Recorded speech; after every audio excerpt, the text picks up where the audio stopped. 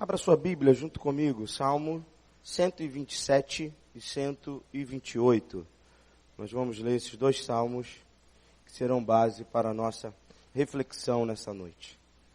Salmo 127 e 128, à medida que você for achando o texto na palavra de Deus, pode assim mudar de posição, ficar de pé, para fazermos a leitura do texto sagrado. Quem achou diz amém? Amém.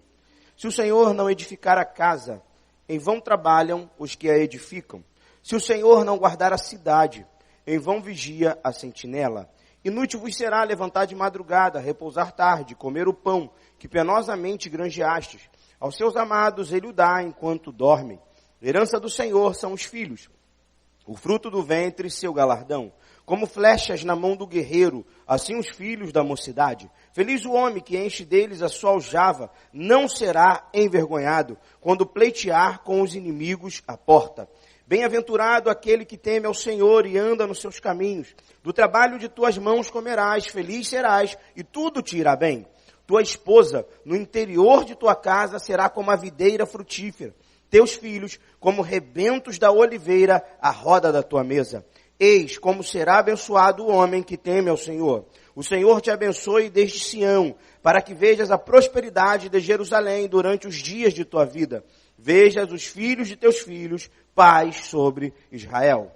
Senhor, nosso Deus e nosso Pai, com alegria estamos aqui, Senhor, nessa noite, e agora, nesse momento, Senhor, estamos diante da Tua palavra. Palavra essa que foi revelada com um objetivo e um propósito, para que não vivêssemos, ó Pai, de uma forma desordenada e desorientada. Muito pelo contrário, ó Pai, quando a Tua palavra foi revelada, é para que saibamos, ó Deus, que há um limite, que há um momento, ó Pai, que precisamos parar, ouvir a Tua voz, e assim, ó Pai, conduzir a nossa vida de acordo com o que o Senhor diz. Ó Pai, essa palavra nos diz que é necessário um momento de submissão, um momento no qual, ó Pai, nós olhamos para nossas vidas, reconhecemos erros, reconhecemos, ó Pai, atitudes, ó Deus, erradas e corrigimos.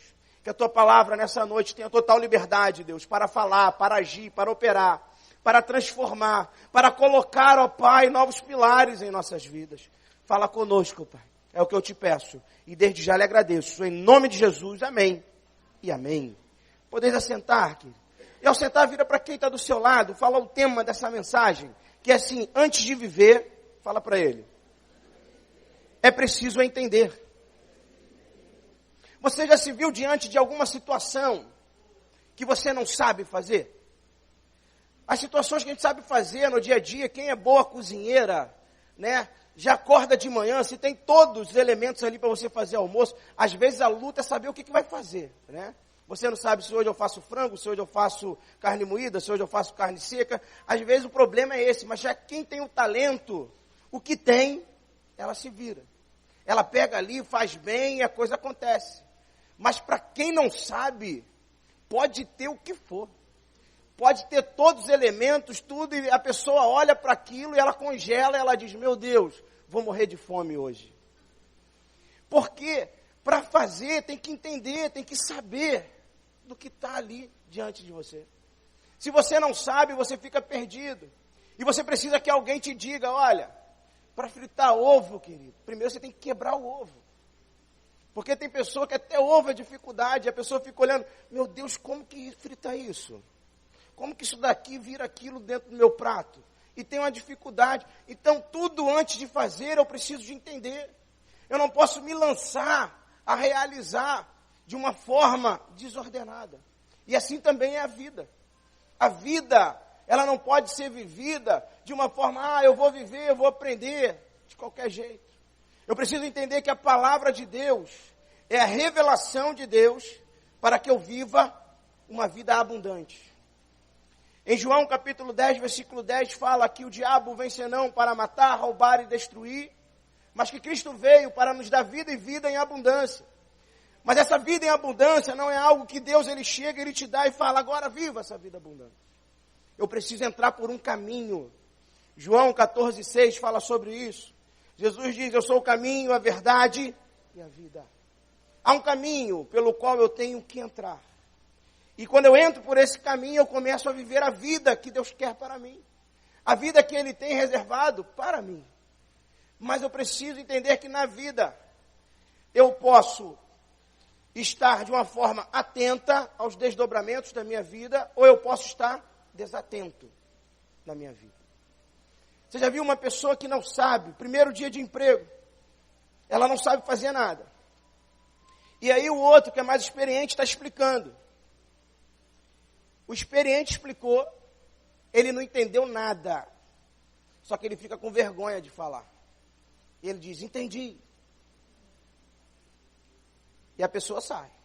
Deixa ele sozinho e fala assim, daqui a 10 minutos eu volto, hein? E ele fica desesperado.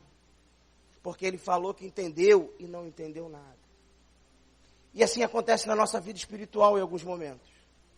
A palavra de Deus ela é pregada, Deus ele está te falando, Deus ele está te ensinando. Aí no final o que Deus fala, ele diz, entendeu, querido? Você diz, entendi.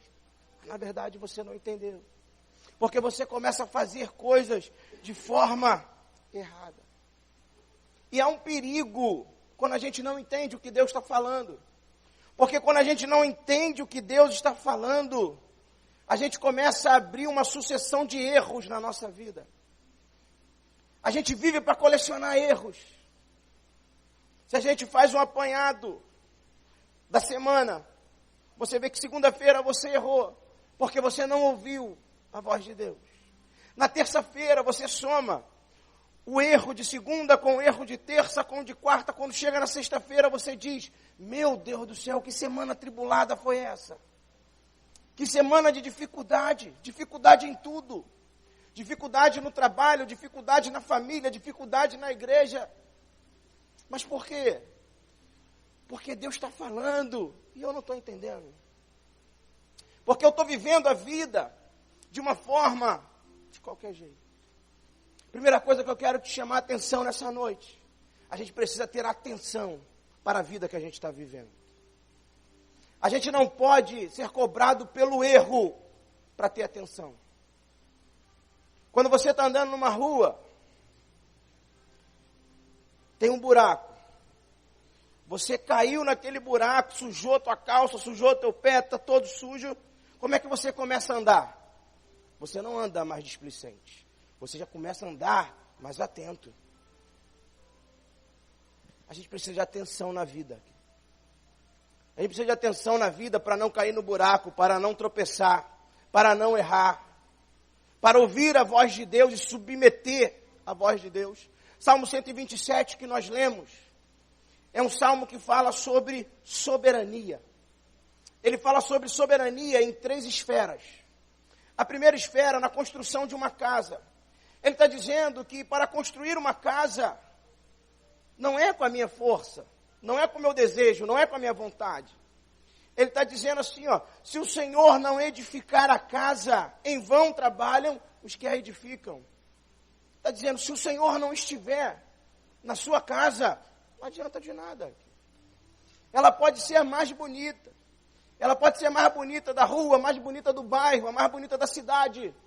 Mas se o Senhor não estiver edificando a tua casa, não tem um pilar que possa resistir à dificuldade, à luta e ao problema do dia a dia. Porque Deus, Ele é soberano. E fala sobre uma outra esfera, sobre a proteção. Ele diz mais à frente, se o Senhor não guardar a cidade, em vão vigia a sentinela. Isso é soberania. Se o Senhor não guardar, pode estar lá em volta da sua casa o BOPE, a Polícia Civil, o Exército, a Marinha, a Aeronáutica. Se o Senhor não guardar a sua casa, em vão vigia a sentinela. Isso é soberania. É saber que Deus criou todas as coisas e que Ele sustenta todas as coisas. É o que Jó vive ali em Jó capítulo 1. Que ele perde todas as coisas, mas ele declara, no saí do ventre da minha mãe, no retornarei para lá, toda glória seja dada a Deus. Tu és o soberano, Tu és o todo-poderoso, a minha vida está em Tuas mãos. Isso me tranquiliza. Soberania. E ele fala de soberania no terceiro estágio também. Ele diz no versículo 2 de 127, inútil vos será levantar de madrugada, repousar tarde, comer o pão que penosamente granjeastes. Aos seus amados ele o dá enquanto dormem. Deus está falando, não adianta desespero, querido. Não adianta fazer hora extra, não adianta você correr para lá e para cá, porque aos seus o Senhor dá até enquanto dorme. Ele está dizendo, eu sou fiel. Eu começo a gerar da onde você não espera. Desde que você seja fiel a mim. No momento que você é fiel a mim, eu sou fiel também para com a sua vida. Isso é soberania. Soberania é entender que é o Senhor que edifica a casa, é o Senhor que protege a casa e é o Senhor que gera o sustento da casa. A gente precisa de Deus. O Salmo 127 está dizendo, sem Deus você não vive. Sem Deus eu não vivo. Sem Deus não há equilíbrio emocional na minha família. Sem Deus não há harmonia no meu lar. Sem Deus a paz, ela é efêmera, ela passa. A paz está condicionada à circunstância.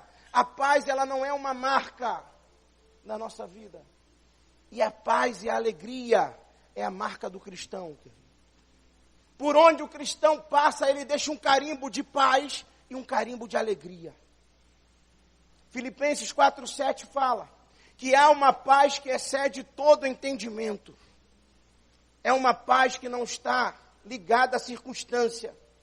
É uma paz que está ligada à certeza que o Todo-Poderoso está no controle de todas as coisas. Filipenses 4:4. O apóstolo Paulo diz, preso em uma cadeia, alegrai-vos. Digo-vos outra vez, alegrai-vos. Porque a alegria e a paz é a marca do cristão. E essa marca é por quê?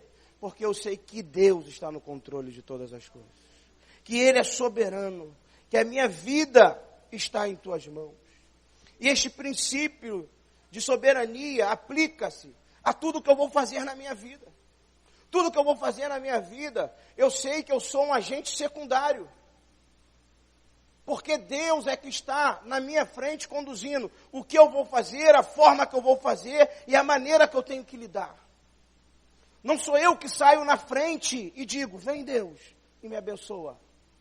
Não, eu digo, Deus, eu estou indo porque o Senhor mandou.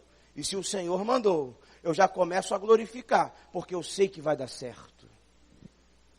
É dessa maneira que a gente se lança na vida.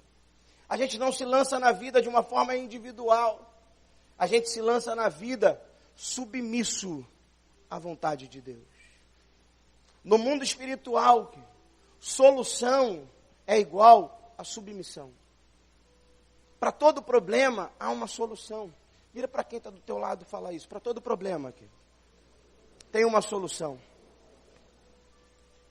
Problema tira a nossa paz, não tira? Por que o problema tira a paz? Porque você não vê solução. Você só vê o problema na sua frente. E você não entende que todo problema tem solução. O povo de Colubandê já me conhece como um slogan, isso daí. Querido, todo problema tem uma solução, se acalma. Vamos encontrar saída. Vamos encontrar como que a gente vai tratar disso daí. Vamos ver os desdobramentos. A palavra de Deus diz no Salmo 46:10, aquietai-vos e sabei que eu sou Deus. Mas a gente muda a palavra. A gente coloca, afobai-vos. Porque Deus não está te escutando. Desesperai-vos. Porque o problema é muito grande. E a palavra de Deus está dizendo, aquietai-vos.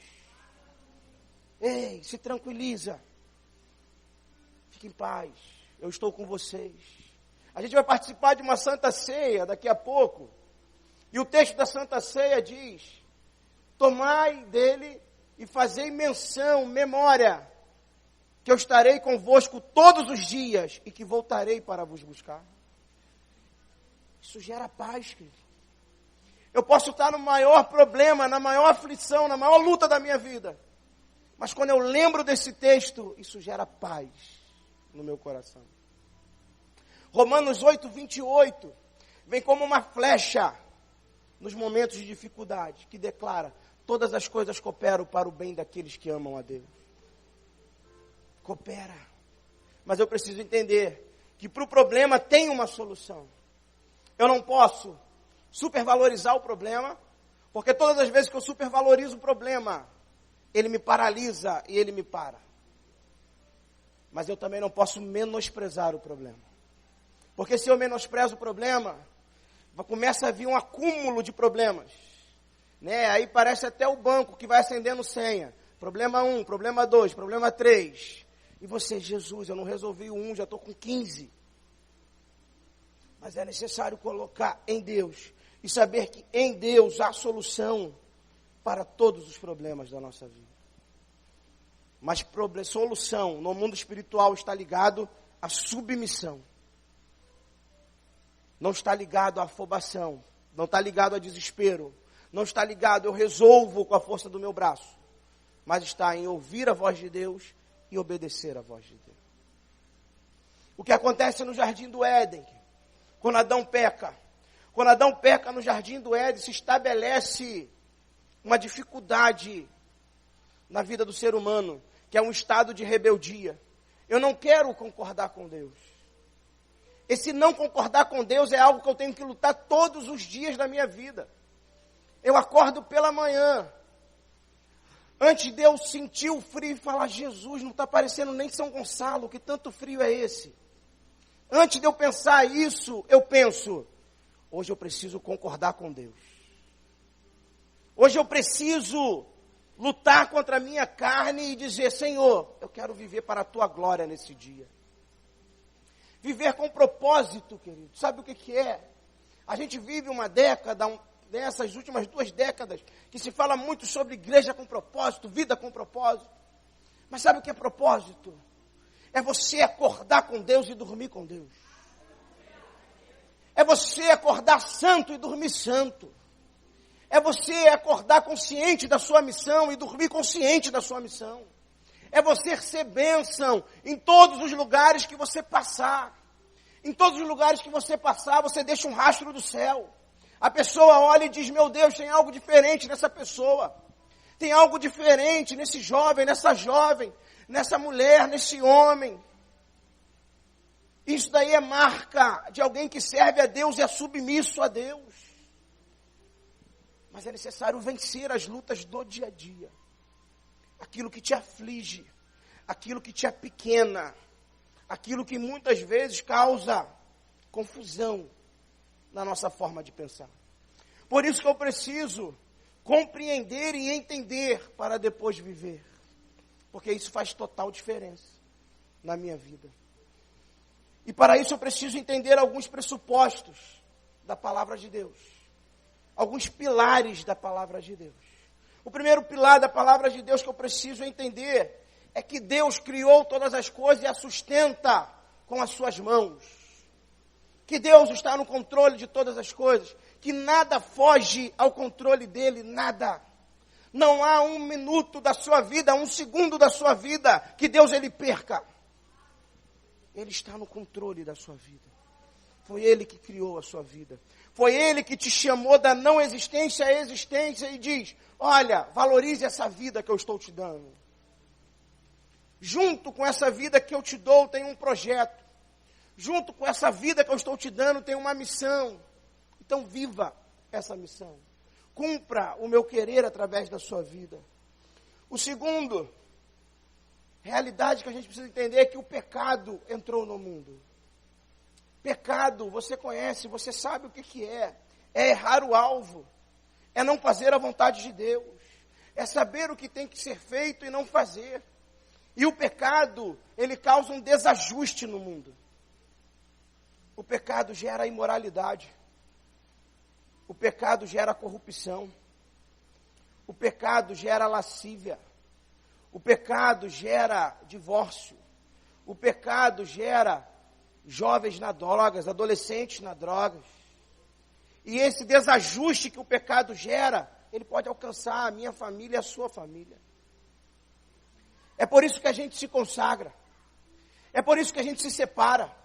É por isso que a gente cria projetos. É por isso que a gente tem congresso de jovens, congresso de casais, congressos para alcançar vidas e falar assim, ei, lá fora o pecado está causando destruição, problema e dificuldade. Mas aqui dentro dessa igreja a gente vai proteger os nossos. Aqui dentro dessa igreja a gente vai crescer, a gente vai avançar. O pecado não vai causar desajuste aqui. A gente vai se proteger um ao outro. E é isso que é necessário também na nossa vida e na nossa comunidade. Nós precisamos nos proteger um ao outro. Eu preciso sentir falta do meu irmão que não veio hoje no culto. O irmão que não veio hoje no culto já está na minha agenda. Segunda-feira eu ligo para ele. O que está acontecendo, querido? O que foi? Está passando por alguma necessidade, algum problema? Está precisando de alguém para orar? Está precisando de alguém para encorajar? Eu estou aqui para ser esse suporte. Para ser alguém que vai caminhar ao seu lado. Você não vai parar, você não vai desistir. É fato que o pecado ele entra e causa um desajuste. Mas a palavra de Deus também nos declara que Jesus pagou a nossa dívida na cruz do Calvário. E é isso que nós vamos celebrar daqui a pouco. Que Jesus veio, pagou a nossa dívida. Você não pode esquecer disso. Na sua oração diária, será apresentado as suas necessidades. A necessidade no seu trabalho, na sua família, seja qual for. Mas na sua oração precisa entrar também a gratidão. Porque Jesus mudou a sua história. Porque Jesus pagou a sua dívida.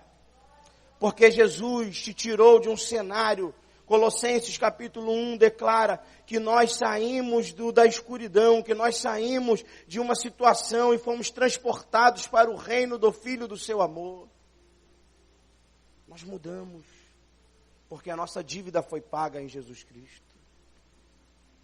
E mais, em João capítulo 14, Jesus ele diz que foi para o céu preparar as mansões celestiais, mas que voltará para buscar a sua igreja. A gente vive sobre essa perspectiva aqui. Nós temos sonhos, nós temos projetos, mas nós vivemos sobre essa perspectiva. Agora, o Senhor pode romper os céus e dizer, venha minha igreja amada. Porque é sobre essa esperança que nós vivemos. Nós não vivemos sobre a esperança da próxima bênção, a outra bênção. Nós vivemos sobre a expectativa que Cristo vai voltar para buscar a sua igreja. Por isso que a nossa roupa deve estar branca, alva como a neve. Por isso que o pecado, ele até bate na minha porta, mas ele bate em retirada. Porque eu digo para ele, ei, aqui você não entra porque eu estou esperando o Rei dos Reis. Porque eu vou morar no céu. Porque eu sei que eu vim do céu e vou voltar para o céu. A gente não pode esquecer disso como igreja. Nós iremos para o céu. A nossa origem é o céu. E o nosso destino final é o céu. Mas se eu não compreendo, eu não vivo sobre essa realidade. Eu começo a viver no piloto automático. Eu saio para viver o meu dia de qualquer jeito. Eu começo a me amoldar às pessoas que eu me relaciono. E eu não sou conduzido por quem eu sou. E o último pressuposto é saber que nós somos morada do Espírito Santo de Deus. A gente cantou aqui o louvor. Tu és bem-vindo, Espírito Santo. Tu és bem-vindo, Espírito Santo. E bem-vindo aonde, querido? Aqui. Dentro de você. Fazendo morada. Mudando as suas decisões. Fazendo você melhor dia após dia. Você olhar para a sua vida 5 anos atrás e olhar para hoje e falar... Sou outra pessoa. Por quê? Porque o Espírito Santo tem falado e eu tenho me submetido à ação dele. Em alguns momentos a vontade é de responder, é de falar. É de me agitar. Mas o Espírito Santo ele tem agido. Ele tem operado. Ele tem realizado o querer dele. A gente precisa entender esses 5 pressupostos. Deus criou todas as coisas, sustentou todas as coisas. Nós somos morada do Espírito Santo. O pecado causa um desajuste, mas Cristo pagou a nossa dívida e vai voltar para nos buscar. Nós precisamos saber pelo que nós vivemos. O que nos impõe limite. Há um lugar até onde eu posso ir. E o que limita isso são os pressupostos da palavra de Deus. Eu não preciso saber o limite para ir até o limite. Eu sei onde é o limite para eu me afastar do limite. E para que eu permaneça sendo aquele que Deus deseja e espera para a minha vida. O Evangelho é muito mais do que uma pregação de autoajuda. O Evangelho é muito mais do que algo que te diga, você vai ter uma vitória, você vai ter uma bênção. O Evangelho traz o significado do teu ser, quem você é em Deus. Essa é a boa notícia do Evangelho. O Evangelho estabelece uma parada na deformidade que o diabo está fazendo na sua vida. E diz, olha, você tem uma esperança para você. Você começa a viver de forma diferente. O Evangelho, ele é libertador.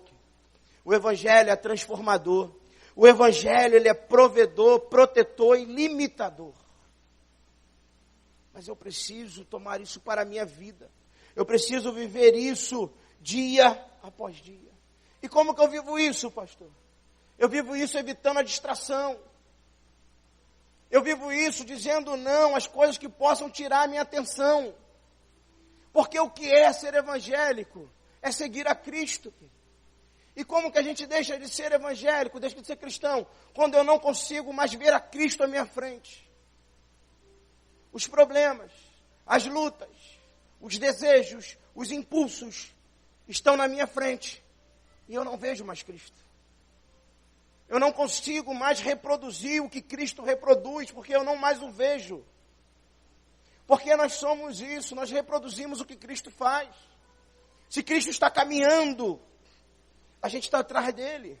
Se Cristo levanta a mão direita, nós levantamos. Se ele abaixa, a gente abaixa. Mas se você deixa de ver, você não tem como mais imitar. Você deixou de ser cristão. Por quê? Perdeu Cristo de vista. E como que a gente perde? Por uma distração. Você talvez já seguiu alguém na estrada. E se você está seguindo e você não sabe o caminho, você fica tenso, né? Meu Deus, não posso perder ele de vista. Ele gosta de correr, ele sai, E você perdeu a pessoa de vista. Quando você perde a pessoa de vista, vem um desespero dentro de você. Não sei para onde estou indo. Estou perdido. Um momento de distração seu. Você perdeu de vista quem estava te guiando. E é isso que acontece na vida cristã. Um momento de distração, nós perdemos Cristo de vista. E tem pessoas que estão até hoje procurando Cristo. Para voltar a caminhar. Para voltar a andar. Se eu sou um distraído, eu abro um precedente na minha vida. De colecionar erros. Coleciona erros quem anda distraído na vida. Quem tem perdido Cristo de vista. Coleciona erros na sua vida moral. Coleciona erros na sua vida familiar. Coleciona erros nas suas decisões e escolhas. Quem anda distraído perde o tempo de agir. Você sabe o tempo de agir? Que você olha para a sua vida e você diz, eu preciso mudar o rumo.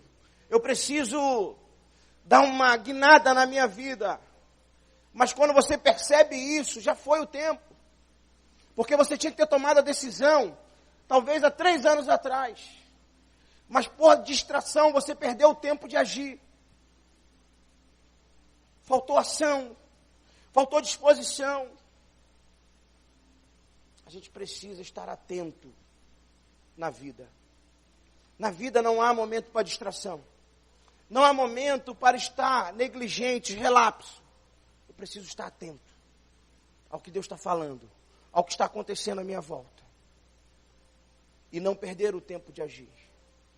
Entenda, tempo de agir não é agir de forma afobada e atabalhoada. É agir debaixo da submissão de Deus. Do jeito que Deus falar. Do jeito que Deus conduzir a situação. Por várias vezes a gente vê, talvez você já viveu esse cenário, pessoas que estavam com a razão em uma situação de conflito, que perderam a razão da forma que agiram, de forma desordenada e desorientada, porque não ouviram a voz do Espírito Santo. Porque o Espírito Santo, ele sempre trabalha conciliando a paz. Seja o maior conflito que for, seja a maior briga que for, seja o maior cenário desfavorável que for, o Espírito Santo vai trabalhar ali com reconciliação e com paz. Nunca com guerra, com briga, com confusão. Mas a gente precisa evitar esse momento de distração. Levar a nossa vida de forma mais atenta. Versículo 28, Salmo 128, nos fala sobre alvo, sobre meta. Ele diz assim: bem-aventurado aquele que teme ao Senhor e anda nos seus caminhos. Por que eu preciso temer ao Senhor e andar nos seus caminhos? Porque quando eu temo ao Senhor e ando nos seus caminhos, eu estou procurando evitar o erro. Eu estou agindo de forma preventiva e não reativa. Eu não estou vivendo para apagar incêndio toda hora. Eu estou me precavendo. A palavra de Deus, ela está me dizendo, olha, querido, bem-aventurado, está dizendo feliz. É aquele que teme ao Senhor e anda nos seus caminhos.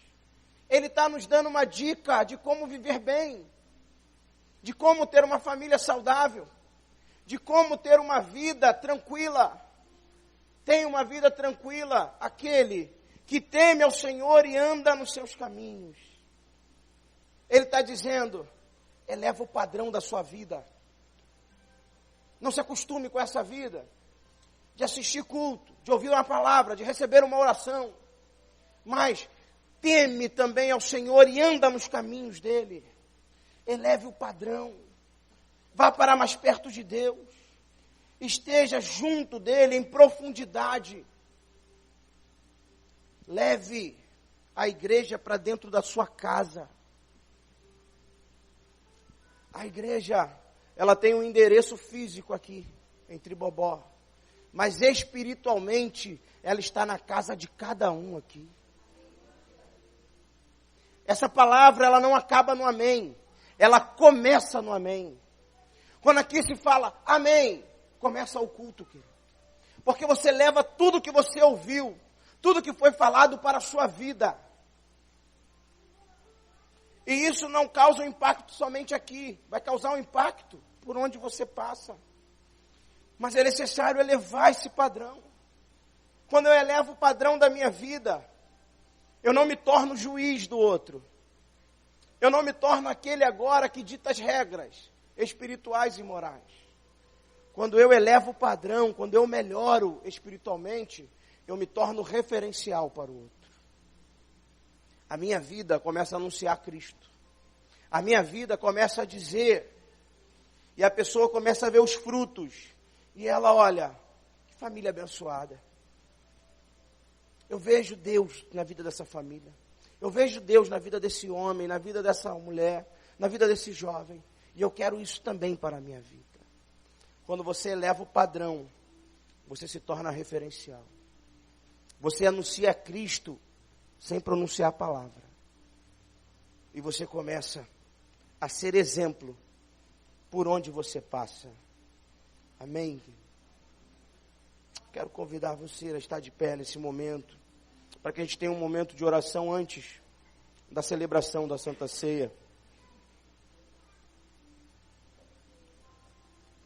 Feche os teus olhos, onde você está. Essa mensagem, ela tem um objetivo, de gerar no teu coração o entendimento que a vida não é um voo solo, que não é sozinho que você vive, que não é só na hora do problema que você chama a Deus e fala, Senhor, deu um probleminha aqui, vem cá, me socorre. Mas você precisa do Senhor para começar a viver. Você precisa do Senhor antes de decidir. Você não precisa do Senhor somente quando você decide errado e Ele precisa vir sobre a sua vida e consertar. Você precisa do Senhor antes. Você precisa do Senhor para começar a decidir na sua vida. Essa palavra, ela diz, é necessário ouvir, compreender e viver. Essa palavra te diz que é necessário evitar a distração. E essa palavra te diz, é necessário elevar o nosso padrão espiritual.